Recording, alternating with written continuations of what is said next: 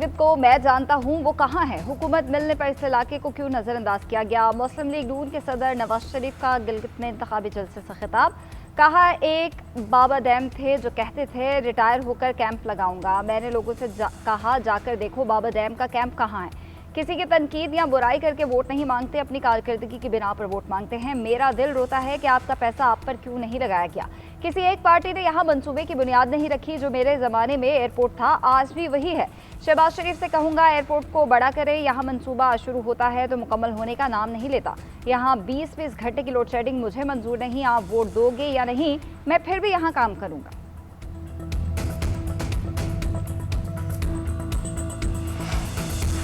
गिलगित बल्तिस्तान में इंतखाबी मुहिम उरूज पर पहुंच गए। खातून अव्वल आसफा भुट्टो स्कर्दू पहुंच गए। गवर्नर गिलगित बल्तिस्तान सैयद मेहदी शाह ने आसफा भुट्टो का इस्तकबाल किया। आसफा भुट्टो आज स्कर्दू में पाकिस्तान पीपल्स पार्टी की इंतखाबी मुहिम में हिस्सा लेंगी।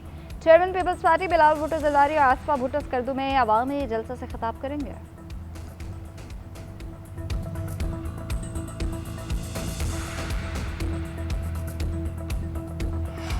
आइंदा माली साल का बजट 5 जून को पेश नहीं किया जाएगा। ज़राए के मुताबिक बजट 8 या 12 जून को पेश किए जाने का इम्कान है। ताहाल बजट पेश करने की हतमी तारीख का तयन न हो सका। नई तारीख का ऐलान बाद में किया जाएगा। सदर मुमलिकत आसिफ अली जरदारी ने कौमी असम्बली और सेनेट के इजलास तलब कर रखे हैं।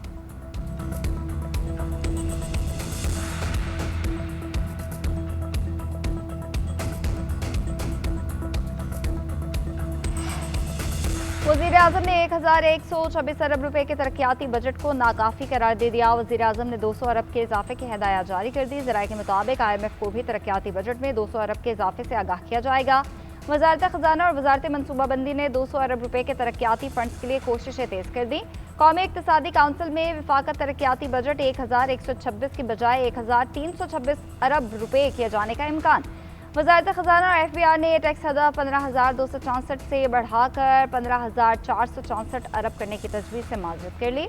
वज़ारत ख़जाना और FBR मुख्तलिफ़ मालियाती इक़दाम के ज़रिए 200 अरब रुपए की एडजस्टमेंट की कोशिशें करेंगे। इसराइल को लबनान पर हमले करने से रोक दिया। हिज़्बुल्लाह भी इसराइल पर हमला नहीं करेगी। अमरीकी सदर का इसराइली वज़ीर-ए-आज़म से राब्ते के बाद सोशल मीडिया पर ऐलान। कहा, अब इसराइली फौजी बैरूत नहीं जाएगा। अमरीकी टीवी से गुफ्तगू में ट्रंप बोले, ईरान और अमरीका के मुज़ाकरात तेजी से जारी हैं। उम्मीद है अगले हफ्ते डील कर लेंगे। मुआहदे में सीज़ फायर में तौसी और आबनार हरमत को खोलना शामिल होगा। ईरान से नहीं सुना, वो मुज़ाकरात मुअत्तल कर रही हैं। पैगामात की मुअत्तली का मतलब नहीं कि अमरीका फिर से फौजी कार्रवाई शुरू कर दे। अमरीकी सदर का ईरान की नाकाबंदी जारी रखने का ऐलान।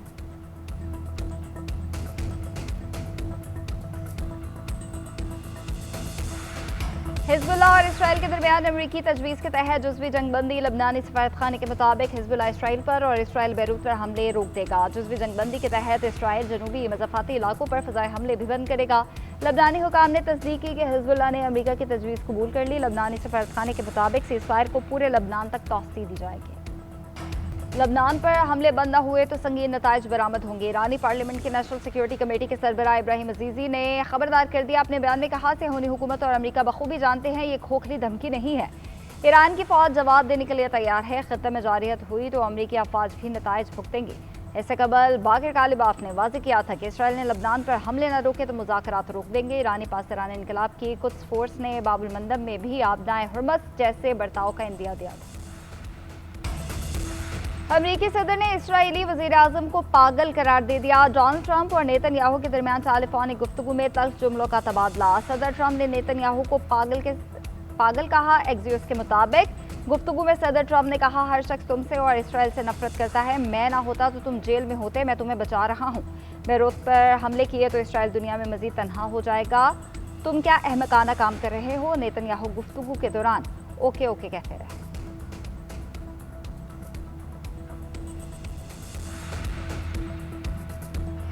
ट्रंप के जंगबंदी के ऐलान के बावजूद सेहूनी फोर्सेस लबनान के खिलाफ जारी है से बाज न आई। सेहूनी फौज का लबनान में ड्रोन हमला, एक ही खानदान के 3 अफराद शहीद हो गए। अरब मीडिया के मुताबिक इसराइली फोर्सेस ने ड्रोन के जरिए जनूबी लबनान में एक गाड़ी को निशाना बनाया। खुरदाली रोड पर हमले में गाड़ी पर सवार बाप अपने बेटे और बेटी के साथ शहीद हुआ। इसराइली वज़ीर-ए-आज़म नेतन्याहू ने ढिठाई का मुजाहरा करते हुए जनूबी लबनान में कार्रवाइयाँ जारी रखने का ऐलान किया। कहा, फौज जनूबी लबनान में मनसूबे के तहत कार्रवाइयाँ जारी रखेगी। पासदारान इनकलाब का अमरीका और इसराइल से ताल्लुक रखने वाले बहरी जहाज को क्रूज मिसाइल से निशाना बनाने का दावा। पासदारान इनकलाब का कहना है कि हमारी नेवी ने पनामा के परचम तले चलने वाले अमरीकी बहरी जहाज MSC सारिस्का पर इराकी समुद्री हदूद में हमला किया। कार्रवाई के नतीजे में जहाज पर जोरदार धमाका हुआ। पासदारान ने इंतबाह किया कि आइंदा किसी भी हमले पर फैसला कुन जवाब दिया जाएगा। ईरानी मीडिया के मुताबिक पासदारान ने यह कार्रवाई ओमान के करीब ईरानी जहाज पर हमले के रद्द-ए-अमल में की। पाकिस्तान की लबनान के खिलाफ इसराइली जारहियत की शदीद मजम्मत, हमले आलमी कवानीन की खिलाफ वर्जी करार। पाकिस्तान के मुस्तकिल मंदूब आसिम इफ्तिखार का अक़वाम मुत्तहिदा की जनरल असम्बली से खिताब, कहा इसराइल लबनान में मासूम लोगों को निशाना बना रहा है। हमले खत्ते में अमन की कोशिशों को मुतासिर कर रहे हैं। लबनान के खुद मुख्तारी का एहतराम किया जाए। पायदार अमन सिर्फ बातचीत के जरिए ही मुमकिन है। अमरीका ईरान जंगबंदी मुज़ाकरात में पेशरफ से तेल की कीमतें मजीद गिर गई। अरब मीडिया के मुताबिक बैनुल अक़वामी benchmark Brent crude 75 cent कम होकर $94.23 फी बैरल का हो गया। US West Texas Intermediate crude oil 85 cent कम होकर $91.31 फी बैरल पर आ गया। वफाकी वज़ीर दाखिला मोहसिन नकवी का नेशनल पुलिस अकेडमी का दौरा, अपग्रेडेशन प्रोजेक्ट पर पेशरफ का जायजा लिया। वज़ीर दाखिला की ज़ेर सदारत इजलास में नेशनल पुलिस अकेडमी को मरहलावार सोलर एनर्जी पर मुंतकिल करने का फैसला किया गया। मोहसिन नकवी के तमाम क्लासरूम्स को जदीद IT सहूलियात से लेस करने की हिदायत।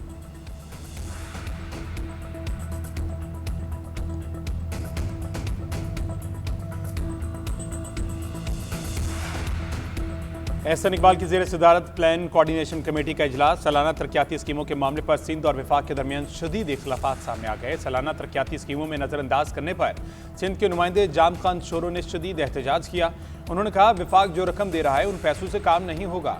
लगता है सिंध में बोर्ड लगाकर रोड बंद करने पड़ेंगे। ज़राए के मुताबिक सखर हैदराबाद मोटरवे रानीपुर स्कीम के लिए भी रकम कम रखी गई। सखर रानीपुर टंडवाला यार के लिए 150 अरब रुपए में सिर्फ 3 अरब रुपए रखे जा रहे हैं।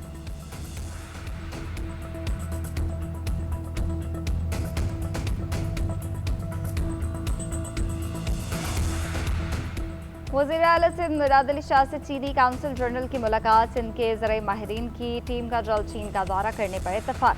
वज़ीर आला सिंध का कहना है ज़राई माहिरीन के वफ़द के दौरे का मकसद ज़राअत में जदीद तरीक़ा काश्त मुतारिफ कराना है। सिंध चीन की जदीद ज़राई टेक्नोलॉजी से फ़ायदा उठाते हुए ज़राई शोबे में जिद्दत लाना चाहता है। चीनी काउंसिल जनरल ने वज़ीर आला सिंध को दौरे की दावत दी। वज़ीर आला सिंध ने चीनी काउंसिल जनरल की दावत को कबूल किया।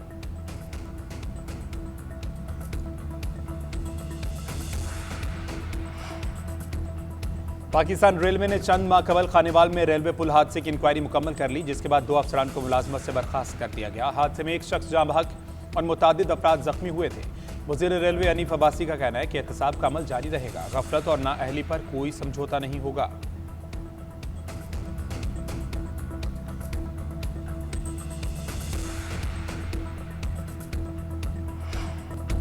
और पाकिस्तान फिल्म इंडस्ट्री के नामवर अदाकार नन्ना के मदा आज उनकी 40वीं बरसी मना रहे हैं। नन्ना ने 2 अशरों तक अवाम के चेहरों पर मुस्कुराहटें बिखेरी। बज़ाहिर अदाकारी में उनका कोई सानी नहीं था। PTV का ड्रामा अलिफ नून यादगार ड्रामा साबित हुआ।